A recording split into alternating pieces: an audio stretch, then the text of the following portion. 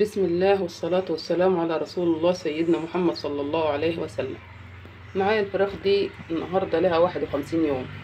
طب أنا ليه خليتهم لل51؟ هم دول قعدوا لما كملوا 40 يوم وذبحتهم زي ما قلت لكم قبل كده في الفيديوهات اللي قبل كده بسبب الفراخ البلدي إنها أكلت الريش، وكان الريش صغير ومعرفتش إن أنا ريشهم، فاضطريت إنهم قعدوا لما كملوا ال40 يوم. وزنت معاكم في الفيديو الأوزان وصلت ل4 إلا ربع، وكان فيهم 4 وأنا كنت دبحاها قبليهم.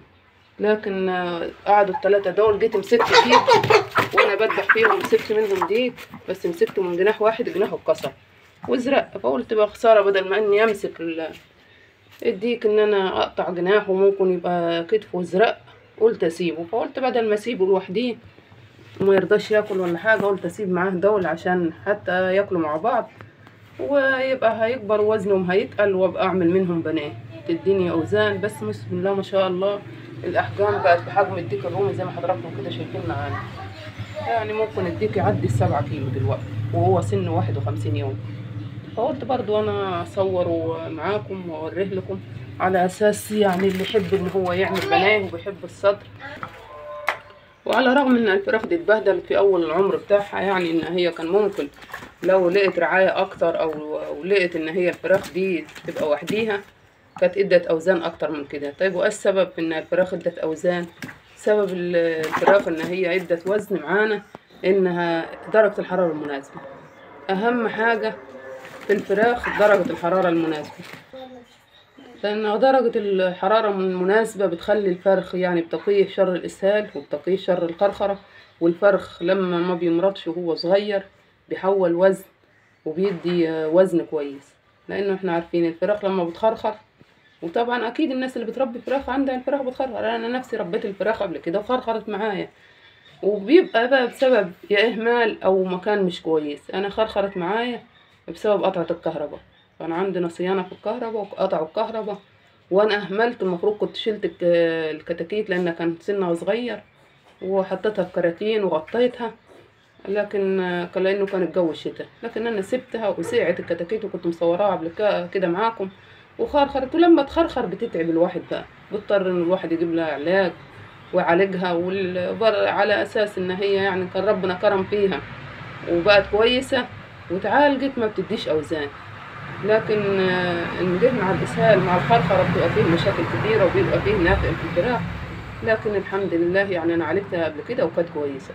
دول بقى ربنا كرمني فيهم إن أنا ربيتهم على إنه كانوا جايين في الأيام الحر، وربيتهم في المكان تهوية كويسة ودرجة حرارة مناسبة. في الأول ركبت لهم اللمبة ال100، وبعد ما ركبت ومعاها لمبة بيضة عشان تبقى فيها الإضاءة في المكان كويسة. الفراخ خايفة هنا. وبعد ما ركبت لهم اللمبه ال100 واللمبه البيضاء ووريتهم في الفيديوهات اللي قبل كده وركنتهم في المكان وطلعتهم على درجه حراره 33، بعد كده ان انا بقيت اوسع لهم شويه شويه لما سبتهم في المكان كله. وبعد ما الفراخ البلدي كلتهم وعزلتهم خلاص بقى تدوب اللمبه البيضاء في المكان والتهويه مناسبه ودرجه الحراره مناسبه ونظافه المكان تخلي الفرخ يعني ان شاء الله مع بركه ربنا بيبقى خالي من الامراض. والفرخ طالما خالي من الامراض بيحول بقى وبيدي وزن كويس. يعني الفراخ دي على ان يعني شكلها كده، بس لو كانت اتربت لوحديها من الاول يعني شكل الفرخ معانا يعني بسم الله ما شاء الله مش هقدر اشيله يعني بالشكل اللي حضراتكم كده شايفينه.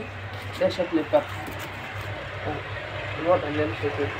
لو اتربت لوحديها ولقيت رعايه من الاول لوحديها كانت ادت اوزان قبل كده. انا الفراخ ادت عندي 8 كيلو قبل كده و7 كيلو ونص.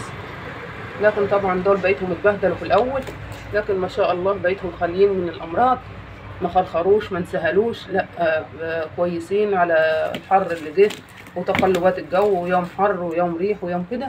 لكن يعني الحمد لله لما بتبقى درجة الحرارة مناسبة والتهوية، يبقى أهم حاجة في رباية الفراخ درجة الحرارة المناسبة والتهوية.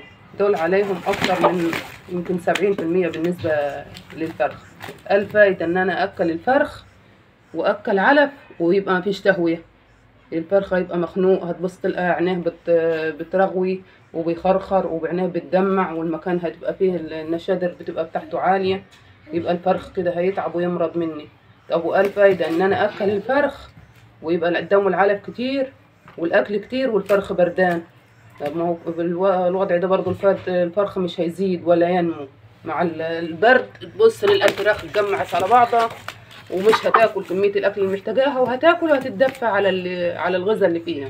الفراخ تحرق من نسبة الدهون اللي عندها عشان تدفى، انها بتعوض درجة الحرارة اللي هي المفروض تبقى ليها في الدفى، بتحرقها من الدهون اللي فيها وبتتغذى عليها. اوصل الفراخ انسهلت، وحصلت معايا في الاول بقى في اول الوقت ساعة ما بدأت اربي الفراخ من ليه اكتر من 20 سنة. كنت الاقيهم يسووا ويلموا على بعض وينسهلوا، والقى رجليهم. يعني هنا شوفوا شكل رجل الفرخ بسم الله ما شاء الله، شكل جسم الفرخ احمر ازاي. القى الفراخ انها هي رجليها كده بقت زي اللي عنده جفاف وانبدلت وكشكشت، وده حصل منها ولمت على بعض. وبدات اخدها واروح للدكتور، قال لي ده بسبب ان درجه الحراره مش مناسبه، الفراخ دي بردانه. الفراخ كانت توصل لسن 10 ايام وهو اصغر من سن اليوم، مفيش وضعها كان يبقى وحش قوي. فطبعا الواحد ما بيتعلمش يعني من قليل، وكلنا بنتعلم من بعض وبنعلم بعض. فبدات اعرف اهو ده الفرخ ده اللي هو كان جناحه ده مكسور، ده انا شلته من جناحه وجناحه الزرق كده راح منه. اهو جناحه شوف قد كيف حجم جناحه. بس بقى بعد ما عدى عليه 5 ايام بدا الزرق يروح منه وبقى وضعه طبيعي. وانا قلت هذبحهم وقلت اصورهم معاكم اهم بالشكل اللي حضراتكم كده شايفينه. الفراخ البيضة يعني بقت في حجم الديك الرومي، كمان ان هي ما فيهاش ريش. الفراخ دي لو فيها ريش زي ما حضراتكم كده شايفينها، الريش صغير، لو فيها ريش كانت ادت حجم اكتر من كده.